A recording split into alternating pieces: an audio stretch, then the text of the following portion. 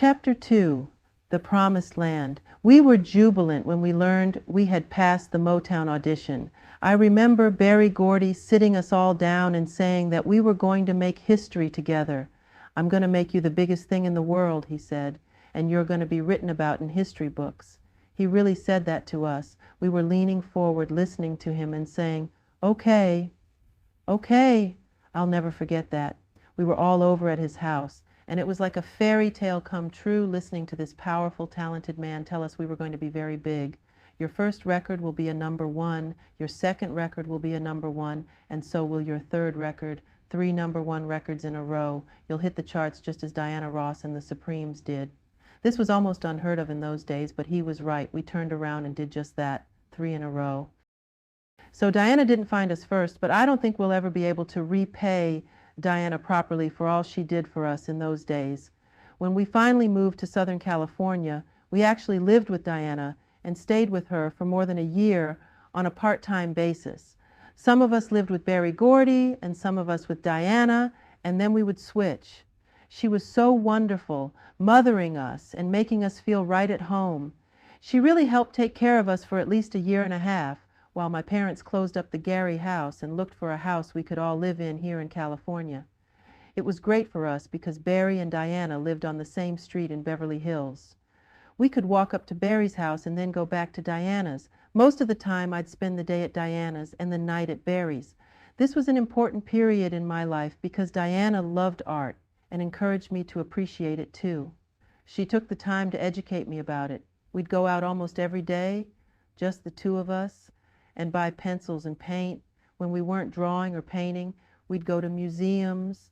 She introduced me to the works of the great artists like Michelangelo and Degas, and that was the start of my lifelong interest in art.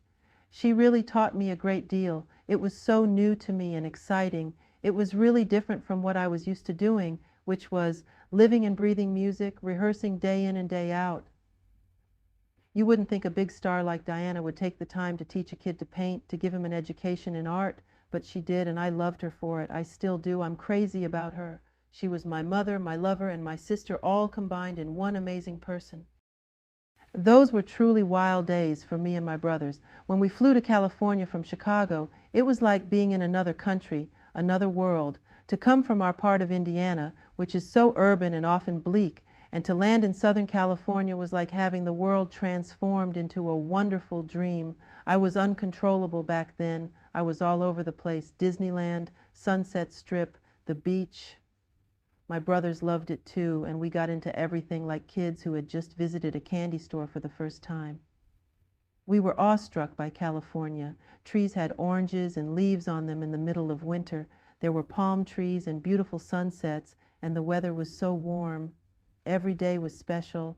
I would be doing something that was fun and wouldn't want it to end, but then I'd realize there was something else to do later that was going to be just as enjoyable and that I could look forward to just as much. Those were heady days.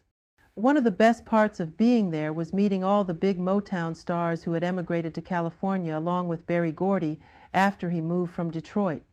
I remember when I first shook Smokey Robinson's hand. It was like shaking hands with a king. My eyes lit up with stars. I remember telling my mother that his hand felt as if it was layered with soft pillows. You don't think about the little impressions people walk away with when you're a star yourself, but the fans do. At least I know I did. I walked around saying, "His hand is so soft." When I think about it now, it sounds silly, but it made a big impression on me. I had shaken Smokey Robinson's hand. There are so many artists and musicians and writers I admire. When I was young, the people I watched were the real showmen. James Brown, Sammy Davis Jr., Fred Astaire, Gene Kelly. A great showman touches everybody. That's the real test of greatness, and these men have it. Like Michelangelo's work, it touches you. I don't care who you are. I am always excited when I get a chance to meet someone whose work has affected me in some way.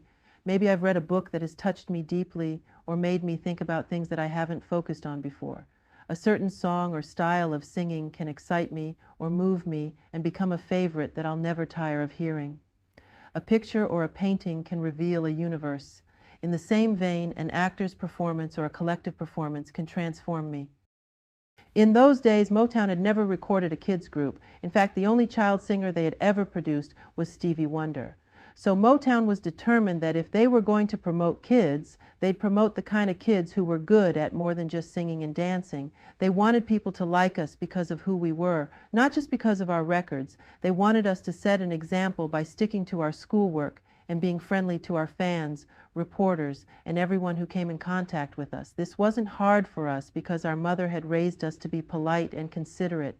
It was second nature. Our only problem with schoolwork was that once we became well known, we couldn't go to school because people would come into our classrooms through the windows looking for an autograph or a picture. I was trying to keep up with my classes and not to be the cause of disruptions, but it finally became impossible, and we were given tutors to teach us at home.